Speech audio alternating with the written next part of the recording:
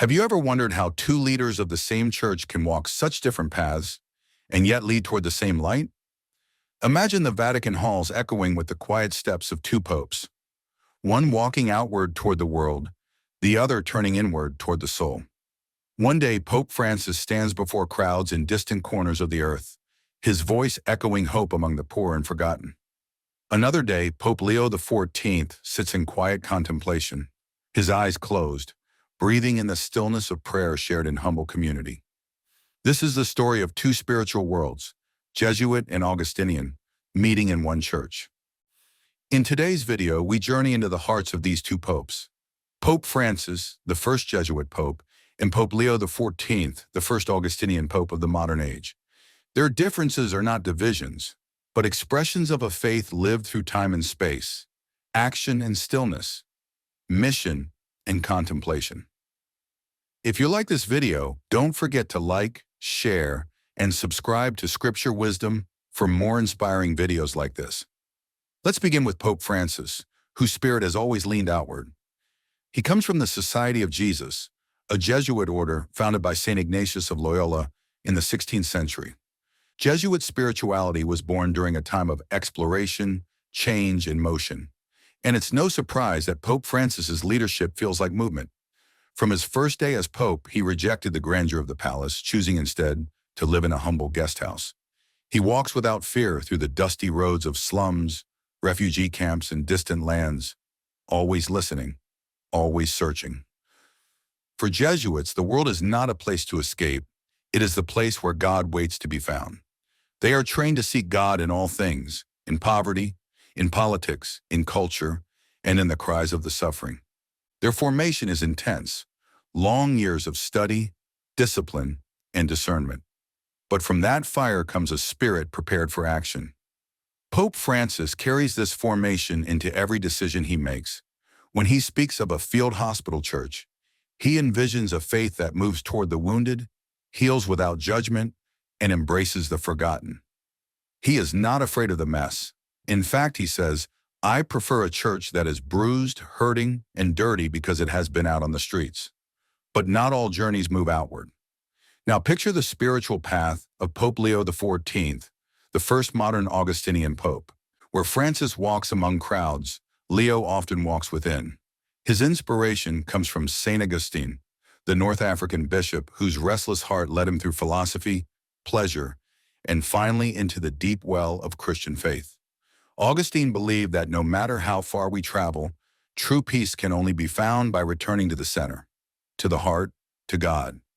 Leo XIV carries this belief like a flame in his hands. His spirituality is not less powerful, it is simply quieter. Where Jesuits respond to the world's cries, Augustinians listen to the world's silence. They believe in the sacredness of community, not as strategy, but as a way of life. Imagine a monastery, not cold and distant, but warm with shared meals, study, prayer, and purpose. This is the Augustinian rhythm, a life where silence is not emptiness, but fullness. In Pope Leo XIV's leadership, we see a church that values humility, deep thought, and shared wisdom. He invites the faithful to slow down, to listen, to return to what is essential.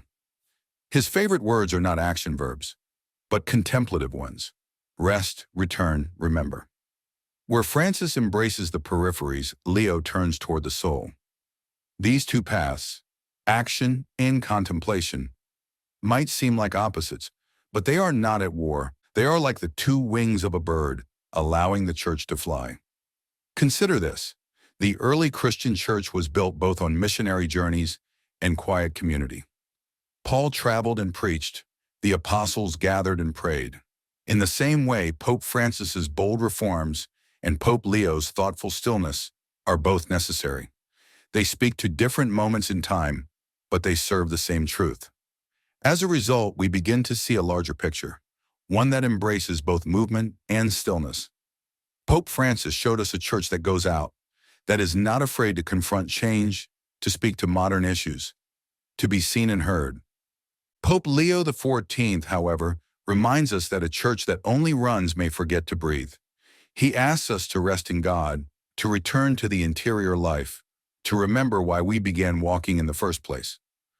The world today is filled with noise. Social media never sleeps, headlines demand attention, and crises rise daily. In such a time, Pope Leo's Augustinian heart offers healing in silence. But we also live in a world where suffering cannot be ignored, where wars, hunger, and injustice require courage and response. In such moments, Pope Francis's Jesuit fire lights the way.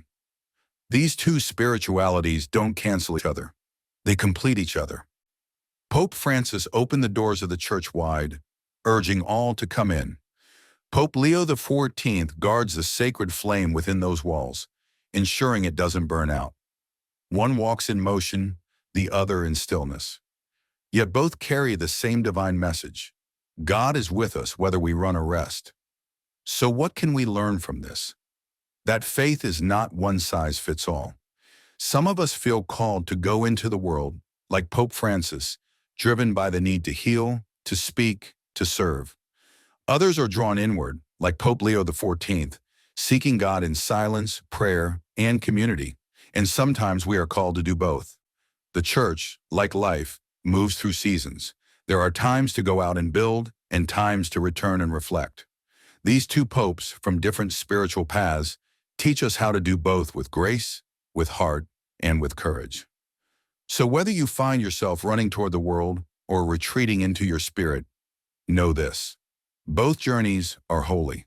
Both are part of a deeper story. One church, one faith, many paths. If this video helped you see faith in a new light, don't forget to like, share, and subscribe to Scripture Wisdom for more thoughtful stories from the heart of Christian tradition. And remember, your path, whether bold or quiet, is part of God's unfolding journey.